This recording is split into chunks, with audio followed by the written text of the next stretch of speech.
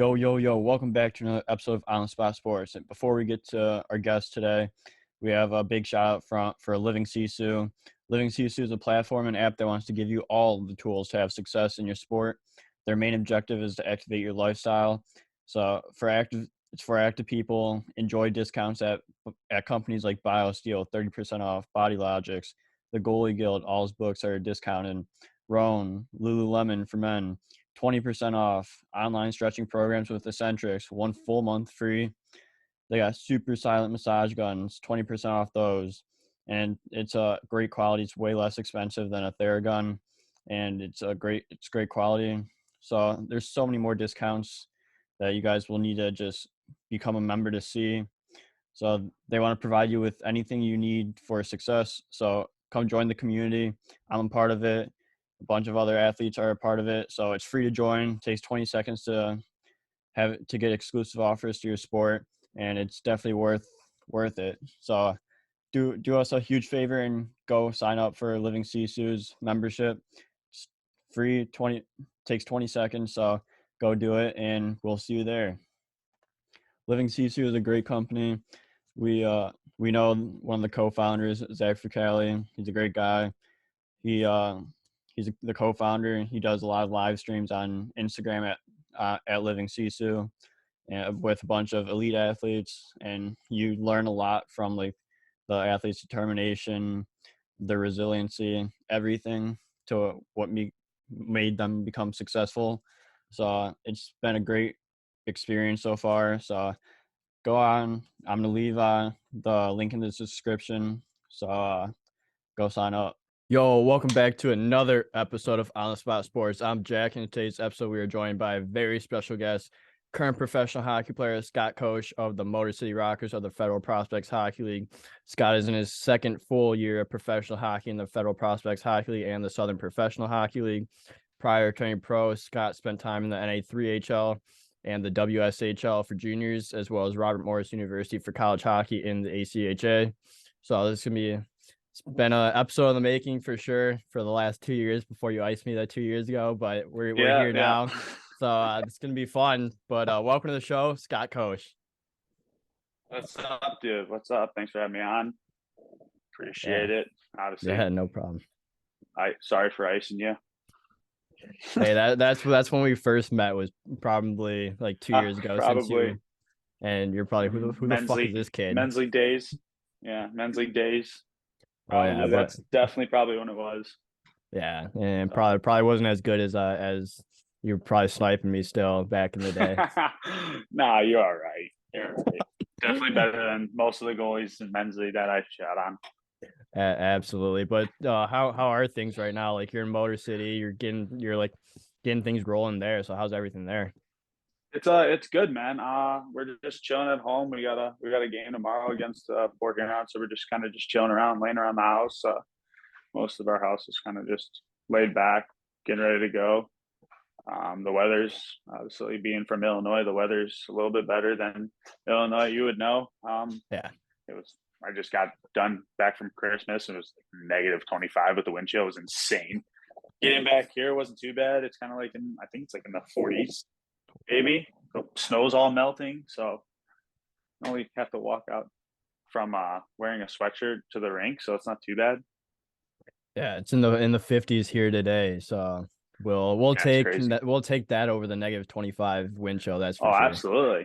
Absolutely. I guess I think it was last Friday they closed the rinks for the weather, and I'm like, guys, it's snowing, and it wasn't even that bad, so it was like, yeah.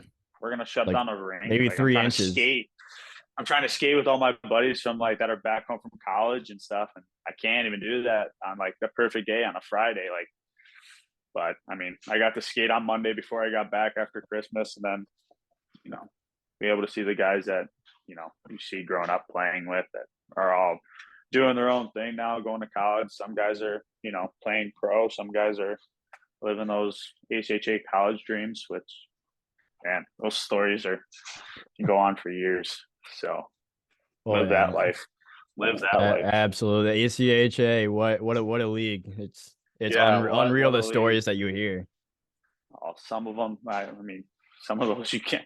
Some of those should not be allowed out in the public, and obviously with them having their own, Instagram and all that stuff, you see a bunch of crazy things that are happening with just lists of crazy things going on in the ACHA world, and I don't know how they allow that to happen, but it's out there, so can't really do much about it. Yeah, that's for sure. But I definitely want to build into the ACHA. But to start things off, like, you're from Plainfield, Illinois. Like, you have a lot of buddies that play ACHA pro. Like, your family is big in hockey too. It's like, what was it like growing up in Plainfield? Growing up in Plainfield, actually, where I'm at in Plainfield, it's like mixed between Joliet, Illinois, and Plainfield, Illinois. So like with me, I really got lucky where my house with my family was. I had Joliet's rink was 15 minutes. The Romeoville ice rink was 20. And then I think the next one was Rocket Ice Arena, which was like 25. Yeah. So everything right off of 55 and 355. I mean, I had 4 rinks that I can go to and skate. And then my cousins, I mean, kind of, being around not too far away, they lived in Wheaton, Illinois. So going over there with, to hang out with them. I have 3 older cousins that played, all competitive. One of them almost went to the coast, but he was married, getting ready to get married at the time. So he was already making good money. So he just kind of picked make more money than playing hockey route. Yeah. I obviously did not take that advice from him, and I'm still playing. Obviously, I'm in the Fed, so it is what it is. But yeah, I grew up being able to go out there with my dad, watch them as I think I was like 3 years old, barely able to walk, with like a mini like wooden stick, just running around with all of them and their buddies playing street hockey in my aunt's driveway. So I think that's where it all started, man. It's like watching them play street hockey kind of got me into the love of the game, and stuck with it ever since. And obviously I think I've been playing for almost 23 years now. So time flies when you're having fun. Oh yeah, especially when you're playing the game you love. Like, you go on forever, live your life, and just you'll always have hockey at the end of the day. Yeah, no, absolutely. It's a great game. I mean, obviously it's not for everyone, and people kind of harp on, how they think hockey is not a very physical sport, and people like football players and basketball players all have, their opinion on hockey. And then like, I've had conversations in college where like my football buddies would be like, yo, like, you guys think you have that physical sport? You guys, like, we just run at each other and tackle people. I'm like, yeah, but you guys, if you're scared, you run out of bounds. Like, there's no running out of bounds for us. Like, we have boards wrapped around the rink. Like, you can't go anywhere. You're not getting out the bench. Yeah, you're not going anywhere unless someone puts you over the boards themselves. Like, but yeah, no, it's a rough game, but obviously it's an exciting game, and having those fans screaming and cheering, no matter how many there is, there's no better feeling than that. So I love this sport. Yeah, me too. And that's why we're still playing the game. We love it. Absolutely. We love everything about it, from the chirps you get in a game, from the fans cheering your name, just the sport overall. Yeah. Like, it's just an unreal sport. Even the fans chirping you, that's where you really know that you're in one. Especially the Fed, you don't know what's going to happen with those visiting those home fans when you're on the road. You don't know whether or not what they're going to do. Sometimes we can be in Danbury and someone's going to be throwing those rubber foam carrots at the back of our heads. Like, you don't know what's going to happen. Like, it's insane, but it's also exciting. Have you had those chirps? Oh, I've had countless chirps ever since I was a kid. Obviously, as you guys can see, I got a big schnoz for a nose, and I think I've heard some good ones about me having a big nose, and I mean, some of them you just like you shrug off, and then some of them you look at the person, you're like, you know what, that was a good one. And some of them you look and you're just like, really, come on, like, we're in our 20s and we're making child jokes. Like, you just stare like, come on now, especially in pro, like if someone's trying to chirp you and you're just like, it's like one of those, like, I'm a 10-year-old and like, I'm gonna tell your mom, like, come on now, like grow up, like use a good one, like go on the internet, go on Google, try to find a good one and then use that. Like, but yeah, there's some good ones. There's some guys that are pretty good at it, and then there's some guys that are just really not. Some Really guys should not. just I'm not not one of talk. those guys that is good. I'm not one of those guys that's very good at chirping. I kind of just let my my skill do the work. But I kind of throw a couple jabs in there here, not one or not. But I'm not very good. Not very good at chirping. Yeah, same here. Just I can say some things, but like I can't just off the top of my dome be like just start going. Like it has to be Yeah, like no, something like absolutely not. pre like thought of before. Yeah, no, I definitely am not good at it. Yeah, so hey, you let your skill show everyone else that you got what it takes. That's all that matters. Yep, But basically it. yeah, yeah, exactly. But like, what made you get into the game of hockey? Like you said, like you grew up around it and everything. So like, what was that like moment where you're like, this is a game I want to play? I think I was like four, going on five. My dad put me on skates. I think I was actually three when I first was put on skates. My dad you would have to ask my dad. I don't remember those times, but I think I was like five when I first really started getting into skating. He put me in some skating lessons, skating with some skating coaches. He was one of them. So I have my dad out there with me, kind of helping me. And my dad having him play kind of put me in that directions of just, if you don't like it, he was one of those guys. If you didn't like it, we don't have to play it. But I mean, once I got out there and he let me go along my way, and once I learned how to stop holding on to one of those little chairs and kind of started ripping around, I was like, you know what, like this isn't too bad. So I think I was five when I first started playing like travel hockey and really getting serious with it. But I mean, I give my dad all the credit in the world for getting me out there and kind of pushing me towards sticking with it. Obviously there was those times where, you don't want to get up out of bed and you're just like, Yeah, Dad, like, let me sleep. 7 o'clock in the morning. I don't want to skate. And, him being one of my coaches until I was a midget, basically harped me. If I didn't want to play the game, that he wasn't going to pay for it. So yeah, kind of use that as a motivation where if I don't want to play, he's just going to stop paying. And luckily I got, I would guess, average at it. So I stuck with it, and he's been, supporting me ever since. My mom, obviously, with my dad's side, they've always supported me, and ever since I was a kid. So I just stuck with it, and then I've had those conversations where you get to the point where it's like, all right, like let's start looking for like a regular job. Let's start looking for something beyond hockey. And I'm just like, my dad got to the point where he's just like, you know what, like go until you can't. And yeah, I basically told myself I'm gonna play as long as I can until coaches tell me I'm just not good enough.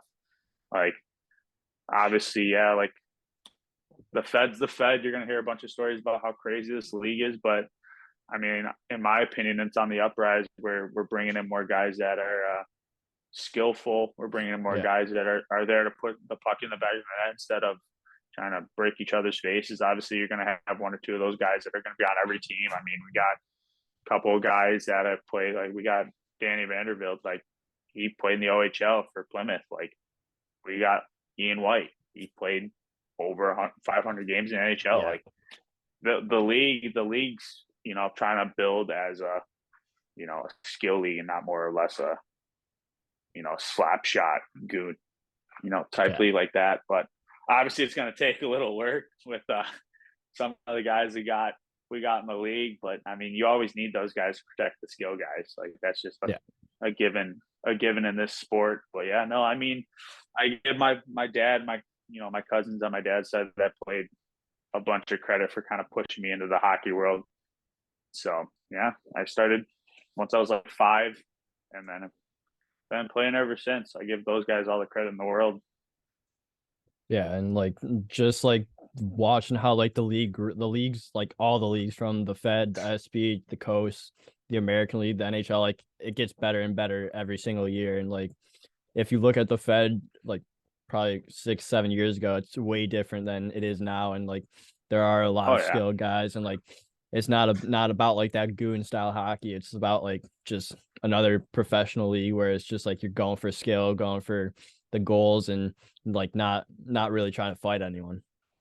Right. Yeah, absolutely. I mean, obviously, with this year, a bunch of guys are coming back over from Europe, and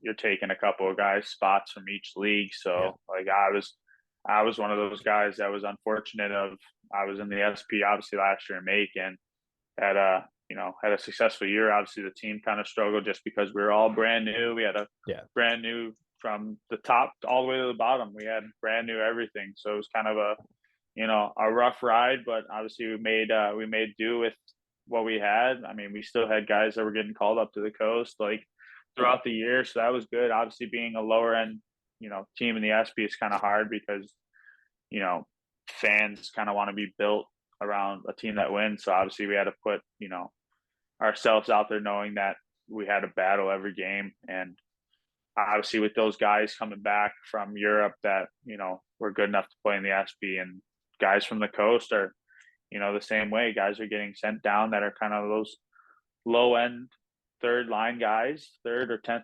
forwards. Like they're getting their spots taken by guys that are from Europe that are just they got more experience and skill. So I mean, it's hard. It's a business, and Yeah. it's gonna happen. It's gonna happen to a lot of us, and obviously you never want to see one of your teammates that you've been with all year go down. But I mean, it's like that.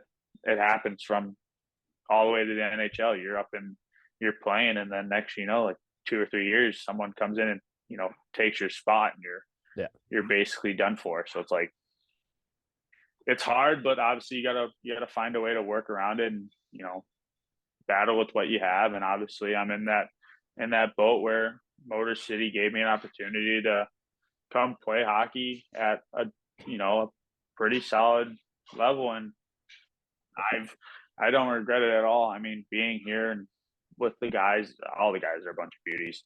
Yeah.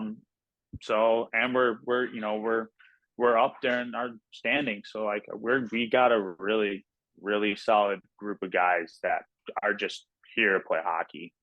So it's fun. Obviously, we got a lot of season left, so we're gonna definitely have the up and downs. But yeah, it's gonna be a fun ride. I'm excited for the rest of the year. Obviously, Yeah, and like the Rockers are successful so far throughout this part of the season, and like you've been successful as well, getting on the score sheet pretty much every game. It's like, what was the process? Because I know you weren't there at the beginning of the season, so like, how do you end up in Motor City? so I was I was in Macon's main camp, and then obviously Macon's camp and the SP is kind of closer to NHL season, so it's like in October, kind of early October, and then the ECHL is also around that time. So I got up until I was there for like a week. I was there for probably a week and a half, literally 2 or 3 days before our first game. It was actually kind of funny. It was actually it kind of hurt a little bit more than it probably should have, because my birthday was literally our first game, Oh, and coach called me into his office and was like, "Hey, like you're good enough to play in the league, but just not yet." And I was like, kind of dumbfounded by it. Like I played in the league last year, but I mean, it things happen yeah, for some reasons. Obviously, we don't have the answers for everything, but ended up trying to find a home, and I was technically affiliated. Watertown had my rights, and obviously I have a new fiance and a stepson. So I was in Macon solely because they were there, and I tried staying in Macon as long as I could. Obviously, with those circumstances, that was not granted to me. So I was trying to find the nearest place if anything happened, and Columbus, Georgia, and for the River Dragons was there, and Watertown ended up, being nice enough to trade my rights, so I didn't have to go too far. Once it happened, the deal was we're going to send you to Columbus, and then next thing you know, I call Columbus, and they're like, our roster's full, and I'm like, well, here we go. So I went back home for a couple days, started training again just to get my legs going after again for being off 3 or 4 days. Yeah. And then I called my buddy Vaughn Clauston to see what he was doing. Originally he was in Carolina. And he ended up saying like, "Hey, I'm in Motor City." Like, Everett Thompson was helping out the team. Got in contact with Everett Thompson. Obviously, he was also on the podcast, so Oh, yeah. he Another helped me beauty. out. Oh yeah, Everett's a great guy. Had a bunch of ACHA battles with him. He ended up getting on the phone with me and kind of let me know how I was gonna go. And he was like, "Hey man, like we need some scoring and skill up front." And I was like, "Hey, like that's what I live off of. That's how my game is. I love to score. Obviously, I love the excitement of scoring a goal or making a great pass for a goal. So and it's closer to home. So Yeah. I was excited to hear that Motor City finally got their team together. Obviously, they're supposed to be a part of the league when COVID hit. They kind of took over that Battle Creek role as a new team, and I came in, met all the boys, and signed a contract that day, and haven't looked back since. I've been here for probably 2 months now. So I missed like the first 4 or 5 games, maybe. I think I did. I didn't miss too much because they started a little bit before we did. So yeah, I didn't miss too much, but I definitely don't look back. It's been a great ride ever since I got here, and I'm excited for what's to come with the new year coming up here. Yeah, and like you caught like you were hot right from the beginning, and like I'm pretty sure you have a point per game so far. So like, what has made you so successful throughout this year so far? Honestly, I gotta give a shout out to my line mate, my roommate Declan Conway. Obviously, he's kind of plays the same type of role as I do as a skill guy, and I give him all the credit in the world for kind of making me at the points where I have now. I don't think I'd have as many points as I have now without him or my line mates. Obviously, Ross Bartlett's another one that kind of has helped me get on the stat sheet a couple of times. But there's, I think, all the forwards that I've played with so far. Obviously, in the Fed, line changes changed quite a bit. So I Mm-hmm. give a shout out to basically everyone on my team. But throughout the process here, Declan Conway and we actually got in here at the same time. He was in Knoxville to start off with in camp, and I was in Macon, so we got here literally the same day, and we were put as a line, and we haven't looked back since. So I mean, it's good to have those guys on your line that are as successful as you are, because you just Yeah. don't want to and having him as a line mate is awesome. I mean, we both have that same type of hockey mentality, and the vision that he has is just great. I mean, there's too many big words that I cannot say Yeah. can explain Declan Yeah. Conway's hockey playing ability. But it's an honor to have him as a line mate, and I'm excited to see how our season turns out together by the end of the year. Yeah, absolutely. And like it's like I've heard nothing but great things about like all the guys. Like it's just like the chemistry is there, and like the locker room's great. It's like what do you guys do outside to make yourself so close, especially since you're just outside of Detroit, probably from like what 30 minutes. Like what do you guys do like if you have an off day? Yeah. Yeah. Say that one more time. I have my AirPods died on me. Yeah, it's like what do you guys do in the off and when you guys have an off day? Like you're 25-30 minutes from Detroit, so I'm sure there's a lot of things to do over there. I mean, a lot of the guys just chill at home, kind of, our house Rest the body. Yeah, our house. Some of the guys, go hang out and do a bunch of stuff. Obviously, we have a whole other house that does their Yeah. own thing. I couldn't tell you what those guys do. I mean, we usually go to there's a diner called Classics that's like right across the street from the rink. So our house is pretty known for going over there after practice, getting a bite to eat, talking to the beautiful ladies that run the place. They're amazing. So they kind of help us out with serving us and helping us with pay and kind of giving us a little deal because of how often we're in there. Yeah. But our household is either we're at classics, we're chilling watching a TV show. We're a horror movie fan, horror movie house. Nice. So we kind of been on that grind lately. Or actually, we just started getting into Fortnite. We've all get a squad of Fortnite, kind of just we're all spread out, so our rooms are kind of kitty corner from each other. So I got my setups in the kitchen here, and Declan has his in his room, and Babs has his in his room. So we're kind of spread out like a triangle, and we got our headsets on, even though we're all in the same house. We're still screaming. So it's exciting to have that to come home to, where you're just like, you know what, let's relax, let's just joke around. So we'll be on Fortnite just cracking jokes and doing all that. But I mean, nothing too much. I mean, obviously we have the Red Wings rink, Little Caesars, not too far. But I mean, I think a couple guys have went to games, and that's basically it. I mean, nothing too crazy around here. I know some of us play roller hockey. There's a roller hockey rink that's in our rink. Some of us are starting to get into the roller hockey, so I'll be starting to play like a little pickup roller hockey here and there. Declan's gonna kind of join that party. But there's a few of us that have played competitive roller hockey. Dante Suffredini's one of those guys. Vaughn's played. I don't know if there's another couple of guys that have played, but yeah, it would be fun to kind of get like a Motor City team in a Tuesday night beer league roller hockey. That doesn't say you're in the Fed. I don't know what does.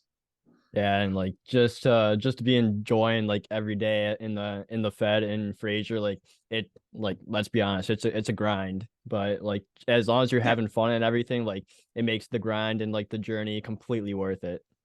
Yeah, absolutely. Just being able to just go out and hang around the boys, obviously, like nothing's better the feeling than going to the rink every morning, saying what's up to the boys. Guys get coffee together. They're coming in with donuts. There's, we got a Tim Hortons here, so we got the Timbits and we got the double doubles rolling around with some of those guys in the team. So it's kind of cool just to be able to get to the rink. And we are fortunate enough to have a ping pong table in our locker room. Obviously, some of them, Trav had it in his video. He's playing Declan, and actually, it's kind of funny I mentioned the ping pong table. Declan also just bought his old ping pong paddle, and he thinks he's unreal now. So hopefully he watches the podcast. He's a serious ping pong player. He's getting serious with the ping pong. There's a couple of guys that are pretty good. But we have some heated moments where actually Declan's walking through right now, thinks he's a renowned ping pong player. He bought that. He bought the ping pong paddle and thinks he's a legend now. So that's unreal. It's all in good fun. We like to crack jokes, kind of make fun of each other, and that's the best part. That's the best part about it. Yeah, there's no better feeling than just going to the rink and just having a grand old time. Obviously, once you get on the ice, there's those serious moments where you got to dial it in and really focus. And then there's, those times where you can just mess around and chill with the boys. Yeah, exactly. So you're in Michigan right now. Last year, like you were talking about, you played with Macon in the SP. So what was that year like, especially since you're there for pretty much the whole season? Like what you learn throughout that season, especially since that was like your first official pro season? Obviously, being in Macon, it was warm. Yeah. No cold days. Until mid January was like in the 50s. That's still not cold. No. Like I'm walking, like being from Chicago, like Illinois area. Shirtless weather.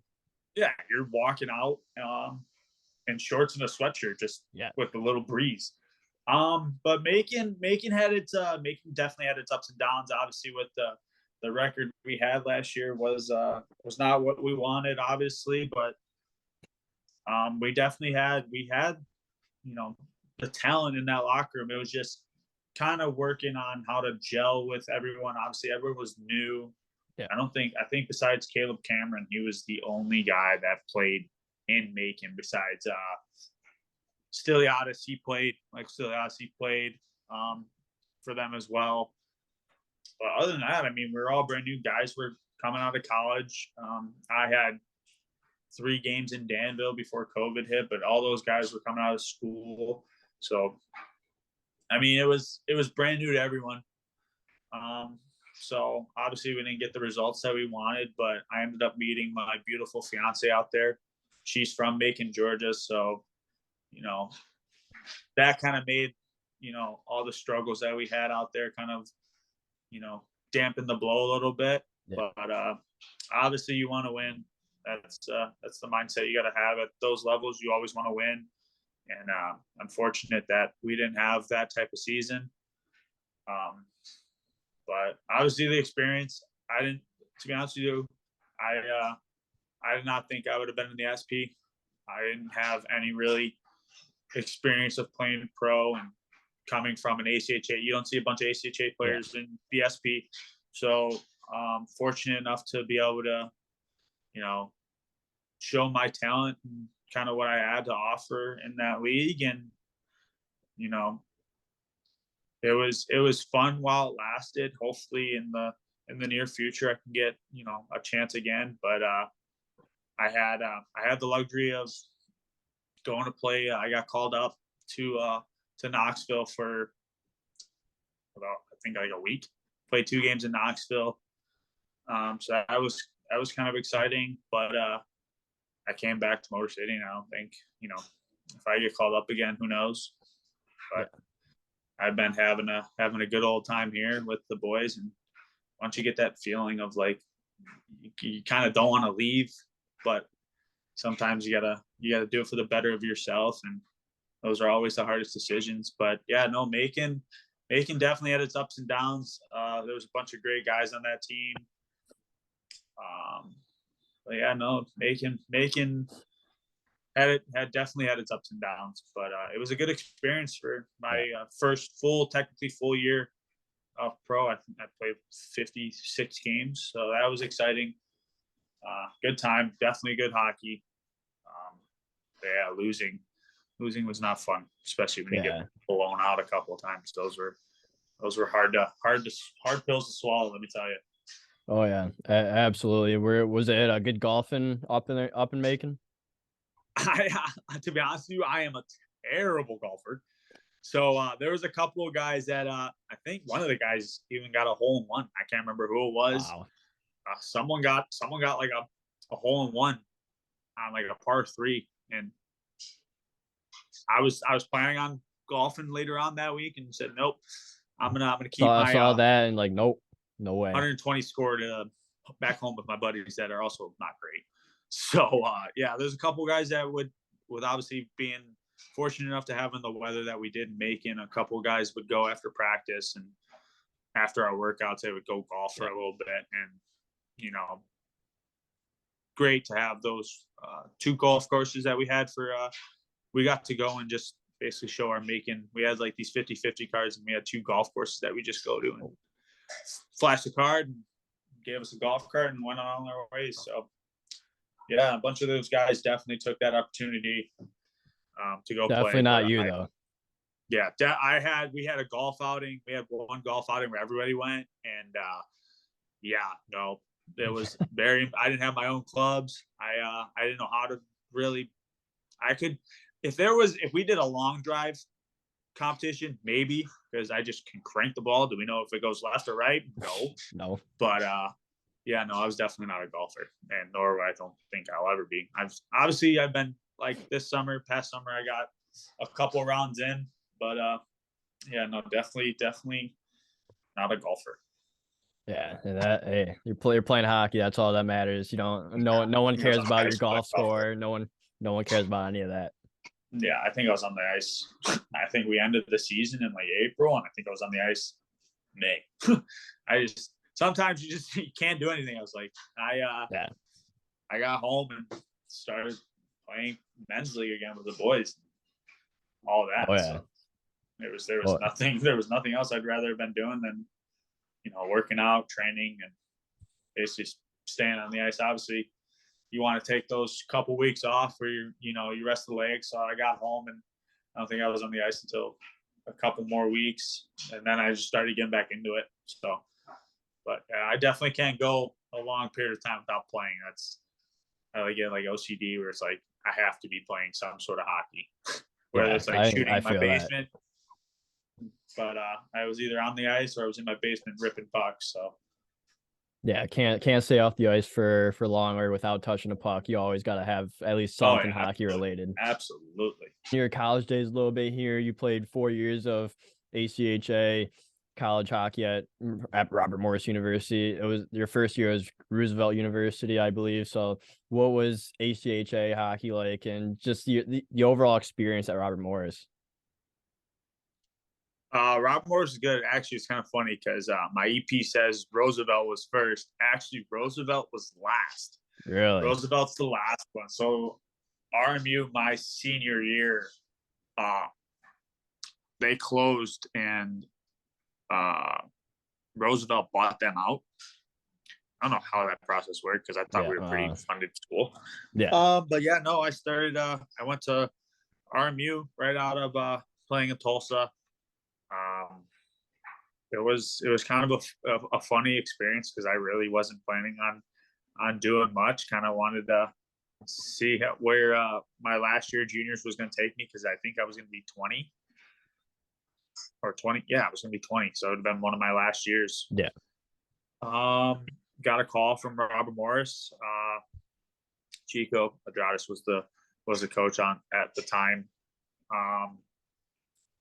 Called me up. Was like, hey, like, didn't even ask me like what my grades were like. He was just like, hey, like, what was your GPA? And I'm like, at 3 something. And he's all right. We're gonna send you out the form. You're gonna sign it. We're gonna take you on a visit. And I was like, all right. Here we go. So I went, met him at the Edge. That's where I met Daryl Smith. He was one of the goalies that was coming in. Yeah. Can't remember who else was there. Stephen Coulter, RIP to Stephen Coulter. He passed away. He was another guy I came in with. He was on the D2 team. Yeah, I got a phone call. Came in. Was originally supposed to come in on the play for the D2 team. With that team, and Billy Carr was their coach. Was supposed to be going into them play, and with RMU it was split.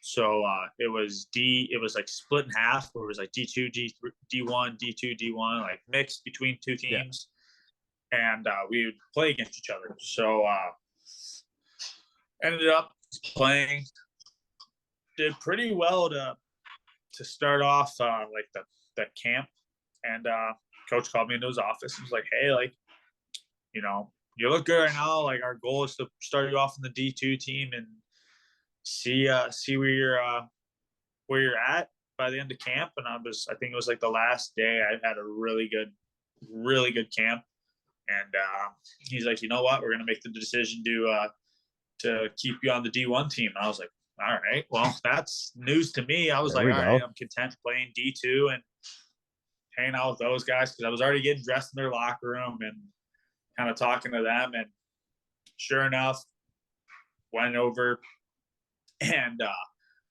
the luxury of the D1 locker room at RMU is pretty fancy. We had the old Chicago Blackhawks practice locker room when they used to practice out of Bensonville. So we had the luxury of having that locker room, which kind of state of the art. It had its own sauna, private training facility. Had a little like workout area where the bikes and treadmill were. So yeah, played there for technically 3 years, and then Roosevelt for 1. But yeah, no, my first my first year for sure was definitely a learning curve. I played, I think, like 30 something games, but I didn't really play much. I was a 4th line guy, and at that time it was you dress 4 lines in extra and then 60. I was for the most part an extra my freshman year, and ended up having, I think it was like 13 points maybe. Yeah.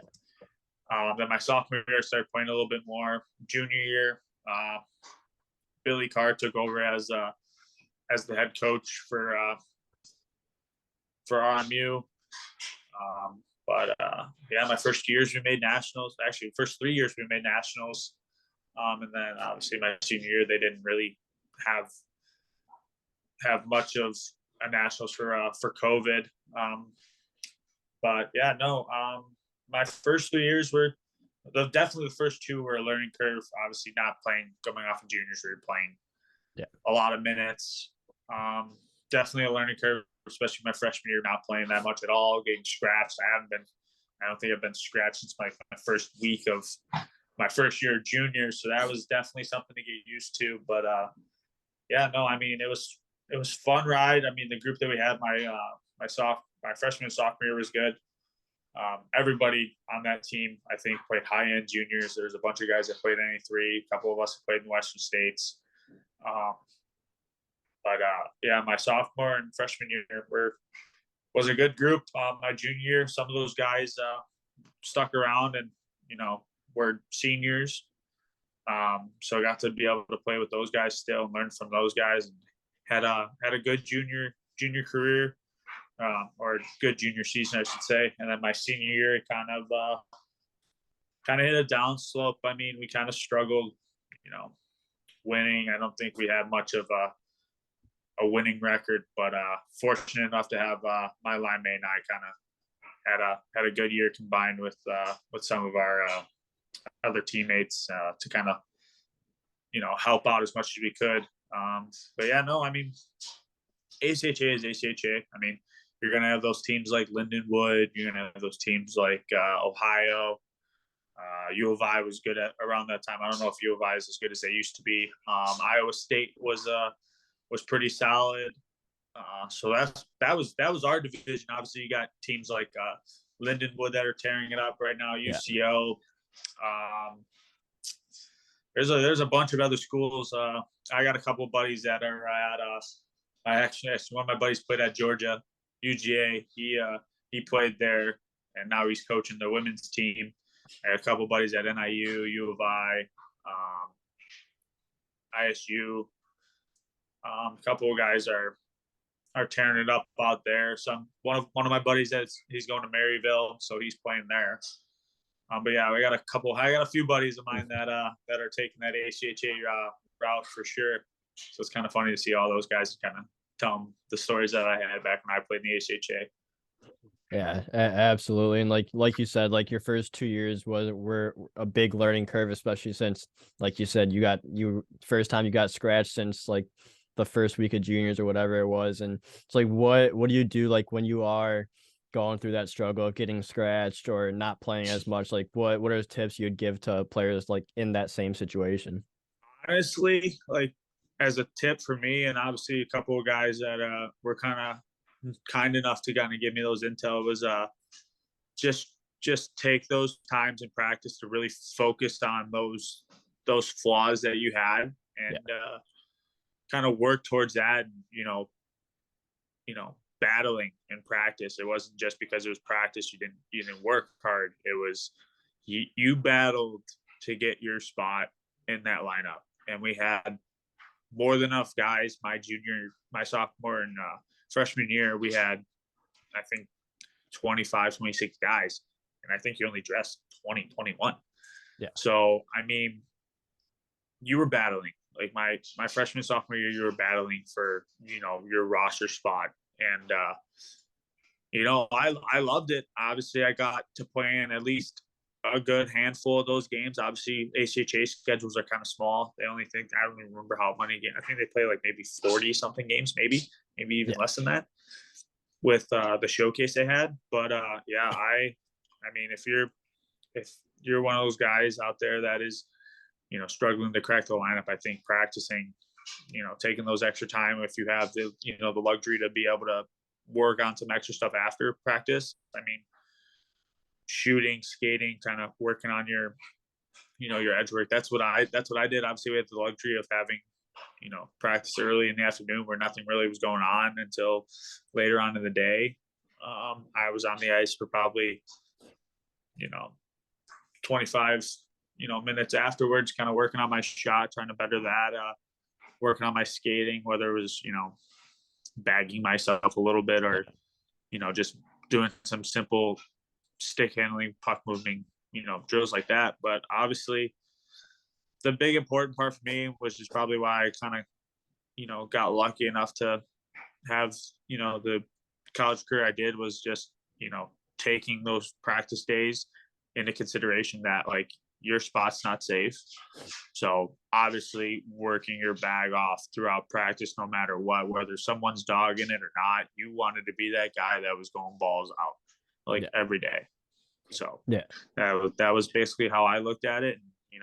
As a tip for people that are going through right now, just, you got to cherish those moments, because like you're not going to get those times that you haven't played back, and you got to work for it. Nothing's coming as a gift. You don't just get granted playing time. Like if nothing's you have a handed bad to you. shift, you're going to know. Yeah, no, nothing's ever handed to you. Obviously you're going to have, up and downs, but you got to find a way to work through those. And, I've been in, situations where you're either having a really good game or you're having a bad game. And it's, whether or not you're putting the puck in the net or you just can't, you're hitting the post. Sometimes you just got to find a way to figure out how to help the team, whether it's, making good defensive plays or having good back checks and helping out your D. But that's how I looked at it throughout, my college career, was if something's going, if you're struggling in one part, fix it. But, something that's working, don't, build off of that. So that's how I looked at it. I'll always find those little things that you do better and just hound on them and just get that to be a strength. Right. That's how I looked at it. Yeah, and as well as like taking practices as like your game time, so like you're just battling and just going balls to the walls, like you said, just because that is your only game time, and you just got to put in the work that way. Yeah, the quote of practice like you're playing the game. Like there's no time to let up. There's no time to have. Obviously, you're gonna have those times where it's like a easy escape, but other than that, I mean, it's like you're playing the game. Everybody's, it helps everybody get better, obviously, in those circumstances where if someone's going hard, everybody wants to, go balls to the wall. And that's just how you build that chemistry and you build that winning team. And that's how I kind of looked at it. We were successful enough to make it, always past the first round of playoff or nationals. I was lucky enough to play in nationals 3 years in a row. And, those times are great where you get those times where you're out for basically like a week. Just, I think the first 2 years, I think we're in Columbus, Ohio. So, and then I think my last year we were in like Dallas, Texas. Oh, wow. So just having a lot of fun there. It was kind of cool.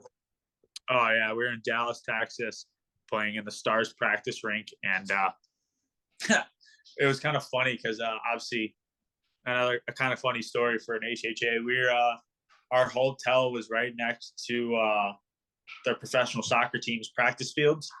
So we were walking around because we had downtime to kill. You play one game and you were done the rest of the day.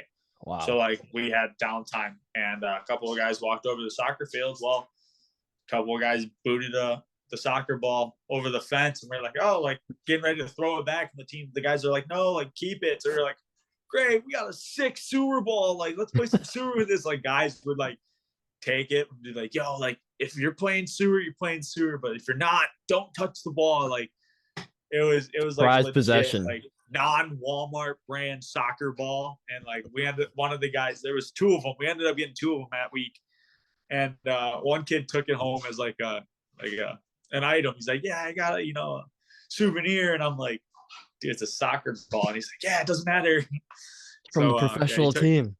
Yeah. So that was kind of funny. And then later on that day, our coach and I, we were walking with one of our trainers, and the gate was open. So we walked through, and we kind of startled one of the groundskeepers. We're like, hey, is it cool if we like look around? And he's like, nods his head. And we're like, oh, sick. So we walked down to the field and like just took a bunch of pictures, and we were like on the field just like, what are we looking at? And it was like the stadium, like legit the stadium that we were looking at. We're like, oh, cool. It's, on TV and stuff. Like, hey, like, Mom, look, I'm on a soccer field. Said just another day in the ACHA.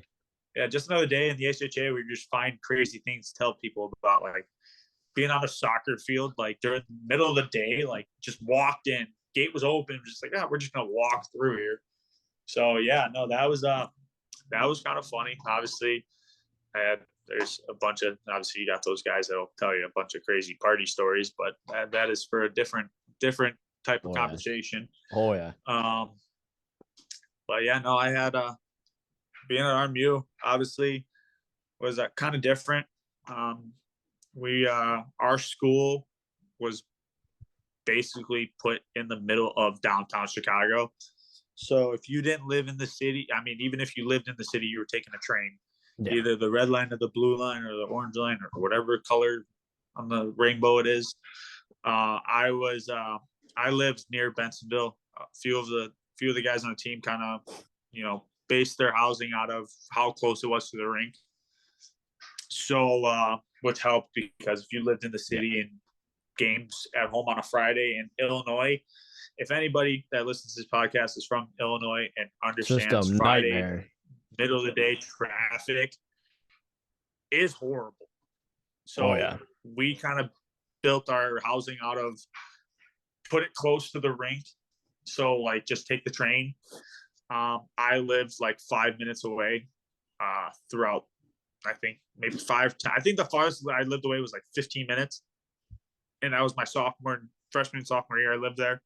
Actually, I lived at home. I went to the RMU was kind of weird because it had the downtown campus and it had Orland Park campus. And then they had one in Peoria. That's like a complete opposite. There's like complete opposite sides. Yeah, like crazy. So like I was like, oh, I'm gonna go to Orland. Nope. Worst idea ever.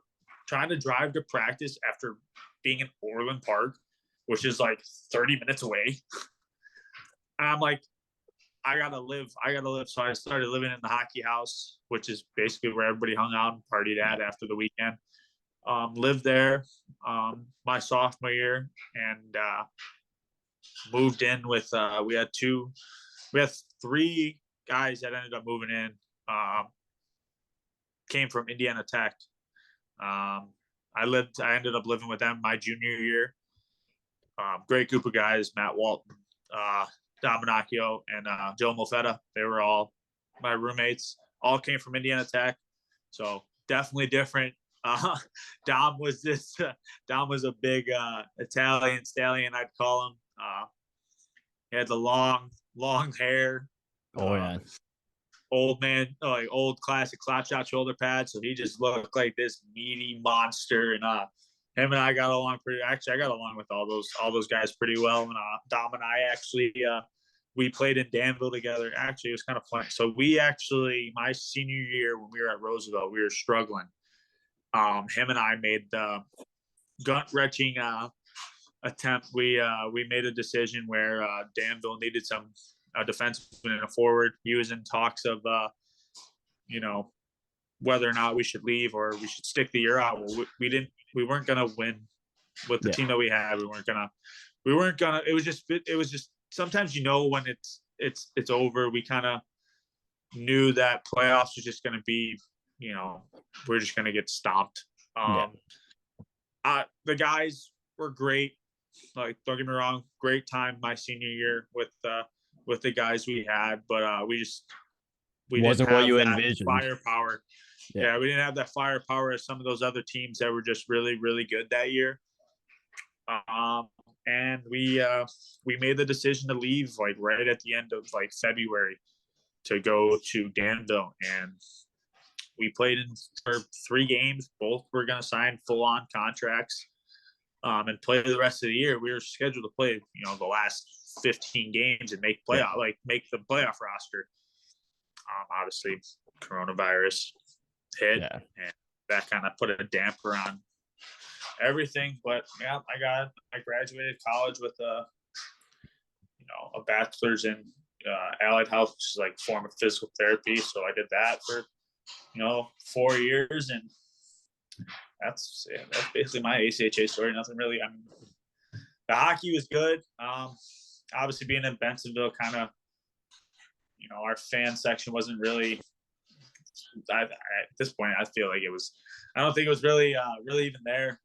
We had like that old Chicago Steel rink where it was like a bowl, like an oval bowl, and that place was never packed. So we had to kind of make our own energy. My parents were always.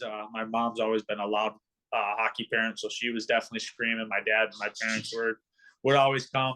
We had our, whether or not our girls team was playing, they would come watch.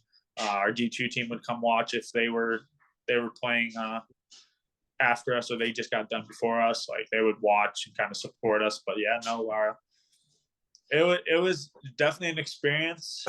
I don't regret anything. Obviously, I would have probably, if I wouldn't have got the call from RMU, I don't think I really would have even went to school. Honestly, I might have just, tried to play pro at the age of 22, 23, like when I really graduated. So, but it was definitely a learning curve, kind of going to school and having to focus on school first and then hockey. Yeah. Obviously in college, you have to have the grades to play. And I was unlucky enough where I failed one of my classes my freshman year. But in RMU and in our schooling program, we were a trimester. So like my grades didn't kick in. My GPA didn't kick in until my sophomore year. Oh. So like I got so lucky with that because I was allowed to play the rest of the year. And then I had to take a summer class. I had to take summer school. So I took 2 classes in the summer that ended up like helped me out in the long run, because at the end of the year, my senior year, I think I was only taking 1 class a day. Wow. And I was gone. So, but yeah, no, definitely going to school, like obviously basing off of college and school, definitely make sure you're taking care of your schoolwork first. Like that's, obviously the hockey's is always going to be there for me, but like if, someone's not lucky enough to have hockey as, their backbone of their, their career, but definitely focus on the schooling aspect, because there's a couple of guys that I played college with that are business majors, and they just quit hockey after college and went to their, their destination of what they wanted to do for the line of work, and they're successful. But definitely, my word of advice for that is, as a hockey player that's a student athlete, definitely focus on your schoolwork, because that hockey dream can end in the fucking snap of a finger. And you don't wanna be that guy looking for a job in the newspaper trying to find that. You want to kind of base off of what, like, for me, if I had it, I'd probably try to find like a physical therapy center and kind of work for that. But I'm lucky enough where I get to play hockey as a job for the time being, and I'm just gonna do what I can to keep the ball rolling on that. So yeah, no, that is that's my college story. Nothing really to it. I mean, the ACHA is the ACHA. You can say what you want about it, but there's definitely been some good hockey players that have came out of the ACHA. I got a couple of my buddies that I played with that are now in the SP, and some of them are even, there's a couple of them that were in the coast. Like there's I think Brandon Bullock used to be in the ACHA, and he went all the way to the NHL. Like, I mean, that's what he said. ACHA to the show, and that was kind of the same back in my early college days. But obviously, the show is not in my future whatsoever, unless just something crazy happens, and I end up having a tear of a year, like scoring 125 points in the Fed. Like, nope, send me up to the coast. That's like my last straw. If I make it to the coast, it's basically that's a successful that's career. my NHL is if I make it to the East Coast Hockey League, like just gotta keep working. Yeah, no, that's all you gotta do. Is you just, if you have a dream, I think you push for that.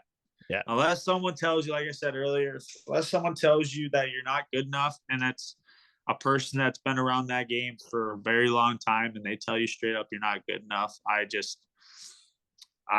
basically say, do what you want, and if you think that you can make it, by all means go for it. Like, it's no one else's life but yours. You make your own kind of pathway, and obviously you're still doing the grind. You've been on that grind, and I've seen you on that grind.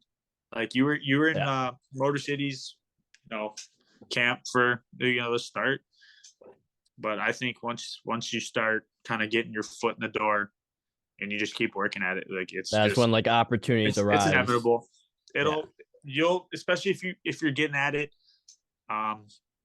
you'll get kind of those recognitions where teams are kind of look at you, even if it's a third string job. I mean, you look at Trav's kind of in that boat of the the guy that played that third string role, and he's got his own thing that he was doing, and I got nothing bad to say about him. He was just he ended up having an injury that he had to take care of, and he's no longer with us. But as a goalie in these leagues, you don't know what's going to happen. No. Sometimes you're going to get that phone call and be like, "Hey, our goalie's injured," and they call you. Like for you, if one of our goalies gets injured, you're going to be in that Port Huron area playing in the MI. Yeah. So like you're there. It's a process that everybody's got to get used to. It's like there's so many people in the hockey world now, and there's so many leagues out there that it's like insane. Like there's there was I saw a thing. One of the guys that I skated with at a Watertown skate, he said there's like a league out in some country. I can't remember what it was. But yeah, there's leagues everywhere. Like I've seen people playing in Asia. Like there's like probably like 4 or 5 different divisions in that country. Yeah, it's so crazy how many leagues there are in so many different countries. Like when I was trying to find a team, my buddy, and shout out John Chiavo, he was going to send me over to Slovakia. Like I was like, Slovakia? Like I've barely been out. I think the only place I've been to out of the States is Canada. Yeah. Like what is this? Yeah, like maybe like that's my last option. Like my mom, if I moved out to Slovakia, I think my mom would try to kill me, like legit. But ended up finding Motor City, obviously. But yeah, no, my ACHA story was kind of just the ACHA story. I think everybody's got the same one. But yeah, no, ACHA was definitely a ride. Yeah, absolutely. And like you're just living the dream, whether it be ACHA, college, pro in the Fed, SP, Coast, American League, National League, wherever. Just you want to live life with no regrets. So if you have a dream, absolutely, go for it. Like no one's gonna don't let anyone stop you unless like you said, like those certain circumstances. That's how you should look at it. No one should be able to stop you unless it's yourself. So yeah, I just say for anybody out there that's in the same kind of boat, just battle through it until you can't. Love the journey, embrace the grind. We know a guy, Nick Wayne. He played with me growing up. He's still trying to find that grind. It doesn't matter where it's at, who it's for. He's still trying to go. He was at Watertown. We were at Watertown together for a skate. He was there. Like that kid's been doing it for the past 5 years. He's been trying to find it. That just proves that like the grind is always going to be there, whether or not you want to push yourself. So I mean, he's doing his thing. Obviously, he hasn't found that yet, but hopefully one day he finds somewhere. And once that day comes, I think it's going to probably be. We're all going to hear about it. Oh yeah, it'll be all over the Instagram, everything. We'll definitely hear about it. He's gonna make sure everybody knows that he made it in the world. But I love that kid. But yeah, it's just fun going through the grind. Like love going to the rink every day. Just love like practicing. Like you're gonna get opportunities if you embrace that grind, like and embrace the journey, because no person's journey is the exact same. No, absolutely not. I mean, there's, guys play, different types of juniors, different colleges, whether it's not the ACHA, depending on which part of the ACHA. Yeah. Obviously, there's D2, D3, D1, you got NCAA schools. But yeah, I mean, I don't regret any decisions I made. Obviously, I wish growing up I didn't have the luxury financially with trying to play like AAA. Had Mission offers a couple times, but AAA nowadays is insane. Oh my gosh! Like it's just those kids should be thanking their mommy and daddy for everything, for being able to, like my cousin, she's I think 14 and she plays TI and she's gross. But like they run, the pro shop out of Seven Bridges, and he coaches her, so I think that probably takes a damper off the cost being having your a family member as a coach. But like some of these AAA programs are just super expensive. Like when I think it was like 15, 20, almost 20 grand, because they give you granted, like you get what you're paying for. Like you're taking buses to tournaments, you're taking, you're getting jackets, all the gear, sweatpants, everything, 3 different styles of shirts, hats, beanies, backpacks, everything. It all adds pants. Up. Yeah, it all adds up. And hockey, people think hockey is an expensive sport. Like, and I'm gonna say it from just like, shout out to my parents once again. They loved me enough to give me kind of the benefit of the doubt and give me, obviously my dad played too. So like when I would get something, he would be like, you know what, I'll get it too. Like, but hockey sticks are extremely, if I had a picture to put, I would, with my sticks in my basement, I think I have over 10 grand. And alone with just hockey sticks. Skates nowadays, $1,200. Like, it's insane. Like hockey, but hockey's expensive, ladies and gentlemen. It is expensive. Yeah, just last year alone, I think I probably broke $1,200, $1,300 worth of sticks, and it wasn't even out of anger. It was just shots. Yeah, look at Trav. Trav had those. I shot a hole through Trav's sticks. He literally had a chunk this big missing out of his stick just because how thin the thing was. Yeah. But surprised that they don't break even more. Yeah, I'm surprised. Well, there's, especially those carbon fiber ones for a goalie, especially. Mm-hmm. Yeah, no, definitely wish I would have. Like I said before, I don't regret, anything. Obviously, it's coming from gear, getting all the luxury with that. But like I said before, AAA wasn't in my, playing cards. I played AA in Joliet basically my whole life. Dad kind of coached me all the way up until I was like 15. And then my brother started playing when he was like 9 years old. He's a 5-year difference, 5 years younger than me. So my dad started coaching him, kind of helping him out. He ended up quitting his freshman year of high school just because he didn't want to be in my shadow. Yeah. As the younger son that wasn't as good as the older son. But my brother ended up playing a little bit. So basement hockey kind of took a toll on him. I used to probably beat him up and play a little aggressive more than I probably should have, and had my mom yell at me a few times. I ended up playing like street hockey goalie for him so he can learn how to shoot. So him hitting me in the collarbone and not wearing a cup, which was my own dumb fault, and still yell at him. But it was cool to have my brother like come on and like obviously I give him all the credit in the world. He was dragged along as the little brother to all my tournaments, all my games. He ended up kind of taking the reins of, I want to play too. He didn't have that same drive. I think we kind of forced him into it a little bit, maybe just because he was always with me. But obviously he's got a big boy job, and I'm pretty sure he makes 10 times more than I do. So I can't even make fun of him anymore. So shout out to my brother for making me realize that he's definitely smarter than I am. But he quit, and then I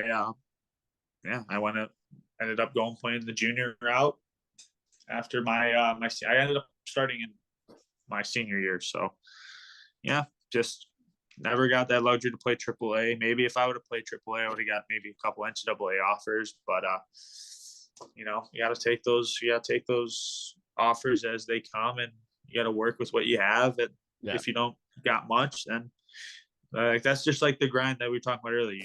You got to grind through everything. There's no easy paths. There's no luxury. There's no handouts. You got to work for what you have. And I got fortunate enough where I got an offer in juniors. Obviously, it was the NA3, which is kind of taking a kind of a little downfall. I don't even know how. I don't know much of who's playing. I know the team that I played for is no longer even a team. Actually, both of them I don't think are even a team. Jeez Louise. Oh, wow. That ages you a little bit. I'm 26, so I mean, it says something about maybe the organizations or what. Yeah. But I got lucky and fortunate enough to have a junior team that was in Chicago. Yeah. Never really even watched any of their games. I had a couple of buddies of mine that ended up playing on the team, and they called me up and was like, "Hey, like, you want to come play?" And I was like, "We'll see." So, yeah, juniors took a nice 2 years out of my my hockey career, and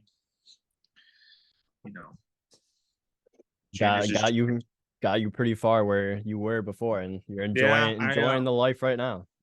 Yeah, I got lucky. I was in, like I said, my high school.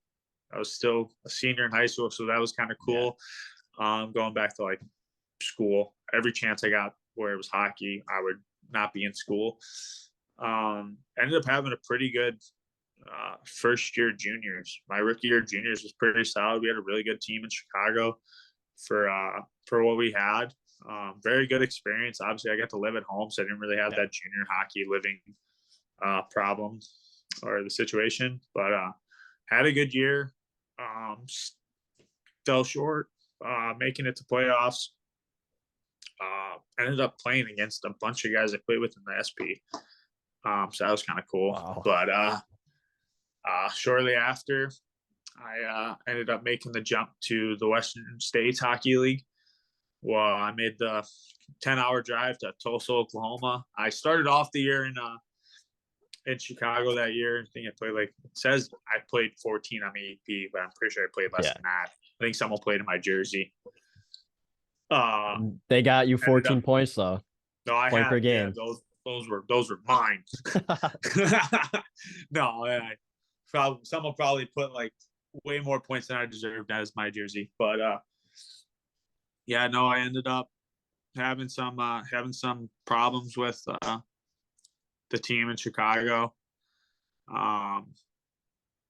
Which was, I mean, the past in the past. I mean, sometimes you have those ups and downs with the organization. Obviously, there's guys like in the NHL that have those problems. Ended up making the jump to the Western States and Tulsa. One of my buddies that I played with growing up, Sam Mancini, shout out to him. He gave my buddy and I a call. He was like, "Hey, like, we need a couple guys in Tulsa." So we went over there, took like a 10-hour drive. My dad was nice enough to drive me out. I think I flew there first. So I flew there with my gear and a suitcase, and that was it. Practiced with the team, and we were lucky enough we're in Tulsa. Like, obviously, we have an East Coast team. One of my buddies, Joe Sova, was actually on the junior team and or the pro team, the coast team. He was practicing before us, and I got out there, and he was like, "What are you doing here?" And I'm like, "Thank God I know someone actually." I didn't know anyone besides my buddy Sam Mancini, and I was like, "Yo, this is great!" Like, I'm talking to this coast guy, and they're all like, "How do you know this guy?" I was like, "So Joe Sova's brother-in-law was my midget coach for my 3 years of midgets, so that was kind of huge." So I was like, "Yo, Dad," like, calling him, like, "Yo, Joe's here." So that was kind of cool. So yeah, Tulsa was a great experience. Yeah, so like you went from Tulsa, or you were like you said, like going from Macon, like last year, how it was warm, and then going, like, went back in the day when you were in Tulsa, like it's also that like same like weather type where it's warm and doesn't get cold like it does here in Illinois. It's like what would you do throughout the hockey season, like when you're in Tulsa? It was weird, man. It was like in January, there was one time, there's actually a crazy story. So it was in the middle of January, and I'm freezing. It is so cold. It's like 15, 20 degrees. And I'm like, dude, I got to wear like 2 jackets. I'm wearing 2 jackets. I'm wearing sweatpants with shorts under them, like high school days where you're wearing shorts under your jeans and stuff. Crazy weather. Well, after practice is over, it's super sunny and it's like 60 degrees. I'm like, are you kidding me? I'm walking out of this rink. I'm like, dude, let's go to the pool, man. Like, what are we doing? But like, yeah, it was crazy. The weather, like it snowed a couple times and then it was warm. Like we'd be driving around in basically shorts and a sweatshirt, like I said, like in Macon. And then there was always like, we had a hockey, mind you, the market for like nice houses in there were not as expensive as some towns. Like Dallas is really good known for that, where it's like you can get a nice house for pretty cheap. There was like one of our billet families had a mansion. It was insane. There was 8 guys living there. 8 guys living there. And my billet family, when I was there, had a nice house. But like the thing is, everybody's on a hill. It's literally like a hill. So it's like a hill city. Yeah, it was weird. Like my house was basically on a slope. Wow. So we got it where it was like my billet brother and I played lacrosse. So he wanted to play lacrosse. So he was just starting lacrosse. So I was like, all right, sweet. Bought a net. I bought a stick out there and was playing lacrosse and stuff. It was insane. Wow. But it was like, if you hit the ball, like if it hit off the post and stuff and went over the fence, it was like over the fence and down like 20 feet down the hill. Just chasing that thing after. Yeah, like trying to maneuver my way through woods and not try to die down a hill. But yeah, no, the weather's pretty good. So like Christmas time, I think it was like 45, 50s. It's not bad. And then like throughout especially the year, in like Illinois. after January, it was sunny and warm. Yeah, Tulsa was definitely the experience I will never forget, because that was the first time I really got introduced to the weather being crazy out there. But other than that, I mean, Tulsa we made it to playoffs and got absolutely worked by El Paso, and El Paso's rink is the craziest thing I've ever seen. Obviously, with being in Texas in that area, you walk out. There's like a door. So where we used to get dressed, it was like the door to like leave and like pack up, where the bus would go, was you can see the red X. Like they had a giant red X from, I can't remember. It was either the Mexican border or whatever. And you'd see the red X, and it was like, oh snap! And then their coach just walked in. He goes, "Yo, close that door." And we're like, "What?" He's like, "Yo, there could be people coming over." It was like insane. I was like, "What are you talking about?" Yo, you don't know people are hopping like the border and stuff. It was like crazy. I'm like, "What is going on?" Yeah, we made sure that door was locked and everything. But something you don't expect to see at all. Wow. Yeah, that was also the first time in my life that I traveled. Instead of on a bus, we took 2 vans. We had a forward van and a defensive van, and we had one of the vans was pulling a trailer. Wow, that's WSHL to the limit right there, to the max. I think the best thing about being in Tulsa was Vegas. Vegas is where we had our showcase. Oh my! That must have been electric. There is things that happened in Vegas that we are not allowed to talk on the podcast. That's why they say whatever happens in Vegas stays in Vegas. Yeah, Vegas was an experience of a lifetime that no one, if you weren't in the WSHL, you will have no idea. No, it was insane, and we stayed in the Stratosphere, which had all the rides and stuff. So that was kind of cool. Guys are bungee jumping off the side of the building, like. We got a game tomorrow. I'm jumping off the side of the building. Sweet. Like, see you there. That's something you would not expect to experience in a lifetime. No. Yeah, that was Tulsa. Tulsa was a kind of crazy experience. Fun time. It seems like that's for sure. Whatever happens in Vegas stays in Vegas. Yeah, it was nuts. It was nuts. Oh yeah, absolutely. But I think this is a great way to wrap it up. So Scott. Thank you so much for coming on the show. I really appreciate your time. Here, dude. Appreciate it. Thanks for everything. I look forward to following what you and the Motor City boys do the rest of the way. Cool, for sure. Hopefully we'll see you out here in Fort Huron, and maybe you can come out and I'll leave you some tickets at our games, and we can chit chat with some of the boys that have been on the podcast. Probably go do some dinner. Oh yeah, absolutely. Would love that. Yeah, for sure. But yeah, thanks for having me on the podcast, man. Hopefully it turned out well and you got some good intel on some stories. We got some quality content right here.